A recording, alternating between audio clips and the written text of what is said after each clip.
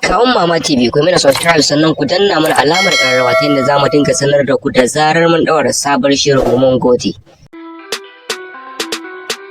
Ai idan Allah ya sa muka samu gayan nan muka fara harkar yahu din nan wallahi mun sai unguwar mu kaf. Salamu alaikum. Sai oga Allah ta ma. Wallahi ai Yusuf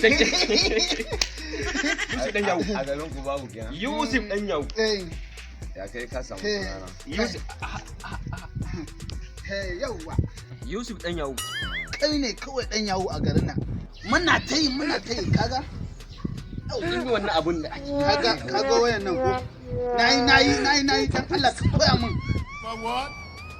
Ga shi nan kamar mai sufanan nan ko? To mun gode. Yawa a garin Yusuf Mun gode. Yawa. In ta fahe din ko? To na rantsar girman Allah kiko dan samu. Bai ga musu sunana ma ogo.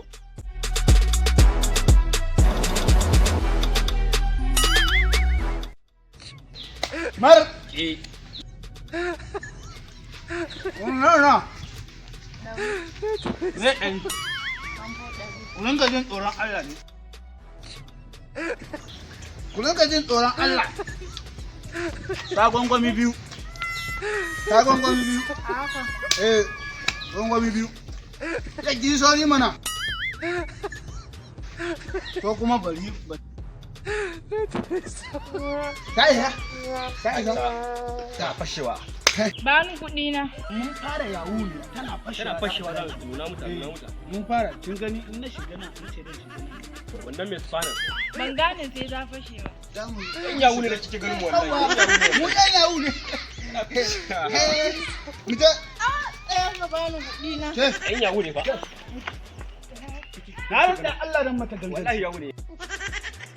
Turo uban da zaki turo. To Allah ya yi izani kan wallahi. Barke.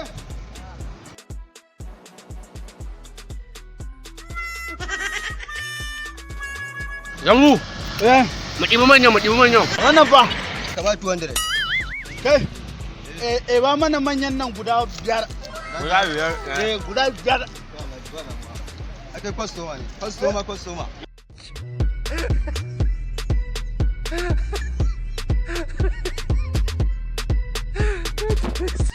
Mu je. Ka jira kuɗi na fa. Kai dan yawo ne fa.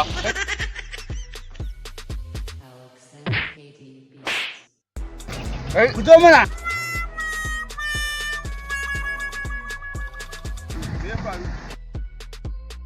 Aikin banza ku ba shi hakin san ba ka ba wallahi zan ma mutum aiki na rantse da asabar kai ka taɓa ɗan yawo. Dan yawo ne fa.